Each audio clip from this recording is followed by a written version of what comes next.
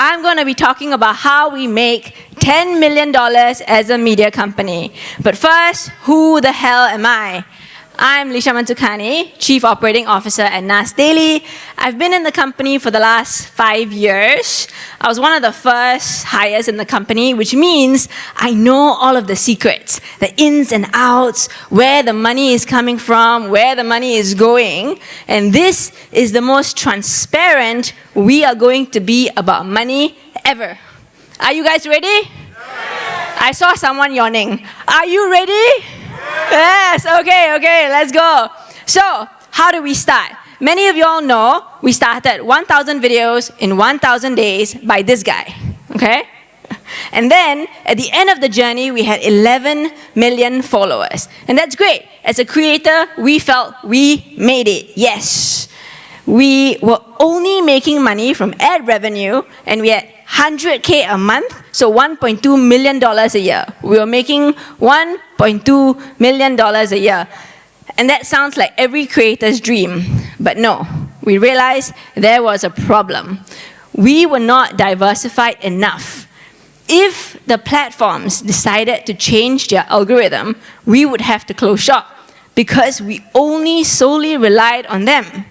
And the platforms did change, right? Back in our day, Facebook prioritized 1 minute, and then it became 3 minutes. And today, YouTube had 1 minute shorts, and then now it's up to 3 minutes. It keeps on changing. And as creators, our destiny is in the platform's hand, and that is really risky.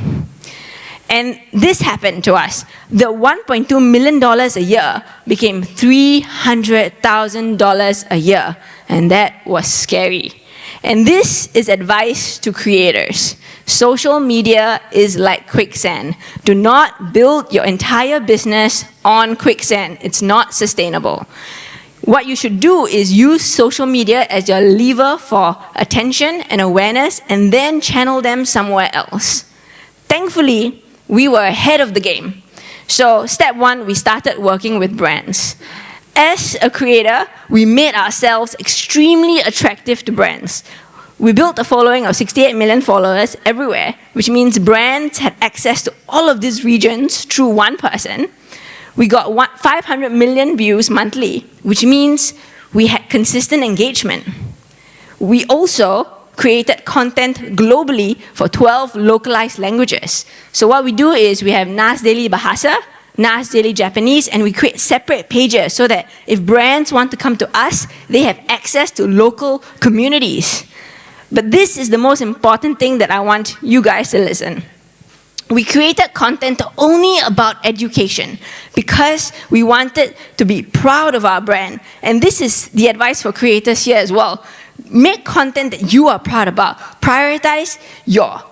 Do not prioritize your short-term self. Prioritize your long-term brand. We don't make content shitting on countries or celebrities or anything else. We want to make good content that we're proud of. So we highlight only positive stories about founders and leaders. So this is what creators need to do. You need to make sure you get access to a lot of people, but also make content that you are proud of. Future-proof yourself. And because of that, brands started coming to us. And we had the wonderful opportunity of working with some of the best brands in the world. Dubai Media Office, Mongolian Tourism, Google, Meta, and so on. And we started making $4 million a year. 300,000 from ad revenue and 3.7 million from brands. But we still had a problem. Who can guess what the problem is? You who is yawning. Sorry.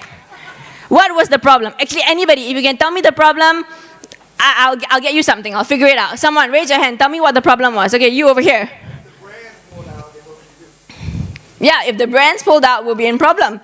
But our entire company was relying on one man's face, right? So he can only make one video a day. That's 30 videos a month, 360 videos a year. Our brand cannot scale based on his face. And let's just say he wants to go on a vacation with his new girlfriend. What do we do then? Close shop? No. We needed to diversify even more. So step two, we decided to manage the socials of other people's brand. What did we do best? Make shit go viral. So what did brands want? They wanted to raise awareness for their brand and sell their products. So they wanted to create a loyal community on social media. They were tired of using influencers to build their brand. They wanted to do it for themselves. So we were like, okay, let us help you manage your social account. It doesn't have to do with our face. It doesn't have to do with Nusair's face. We just do it for you and help you sell your product. And at that point, we had been doing it for 6 years, so we're like, we can do it for you. Client after client after client, we managed to build the social media agency of our arm. And these are some of the clients we manage. Glide Foundation, which is part of the Bill and Melinda Gates Foundation, Emirates Loves, which is part of the Dubai Media Office, Fitter, and Solana. And this is where I want the brands to really listen in. Who here is a brand? Raise your hand.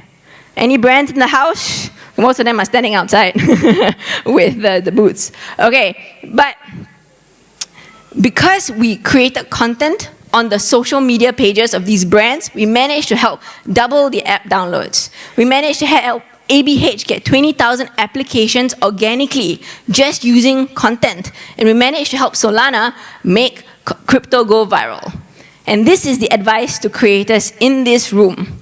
You don't need 68 million followers to be a social media agency. You don't even need a 120-person company. You just need 10,000 followers or less. Go to the brands in this room and tell them, hey, I can help you explode your Instagram. Say, hey, I can help you explode your TikTok. Go to the mom and pop shops near your house. Go to your local bakery and say, hey, I know social media.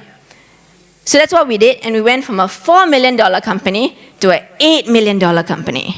But we still had a problem.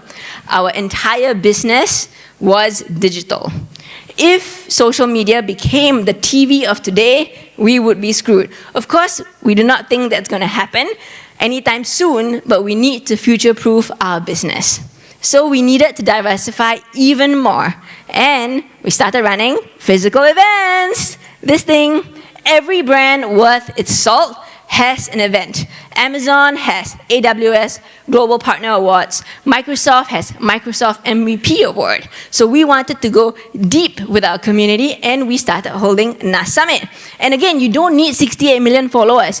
You just need to have a small audience that you trust and ask them to do meetups, right? And then ticket that event. Figure out what value you are giving them. We are trying to give your value of content creation. What is your niche? Figure that out and then give them that value in person. So we went from 8 million revenue to 10 million revenue a year.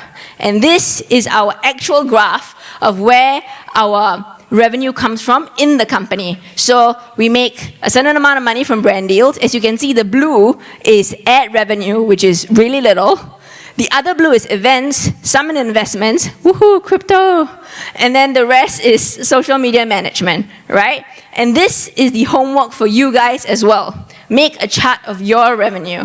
If you only have one income stream, then you're one income stream from zero. And that's very scary. If you have 4 or 5, that's good. But ask yourself, if a certain section of that revenue disappeared, can you survive it? So, what's the conclusion here? Diversification is key. If we hadn't diversified when the algorithms changed, we would have been shut down. If we hadn't diversified when from Nusair's face, we wouldn't have been able to scale. So there are 4 lessons here. 1, don't build a business on social media solely because it's quicksand. 2, start working with brands. 3, you can be your very own social media agency. 4, run events with your community. And I think, and I hope, and I'm sure next year, one of you guys here will be telling us how you built your $1 million company and $10 million company. Thank you very much.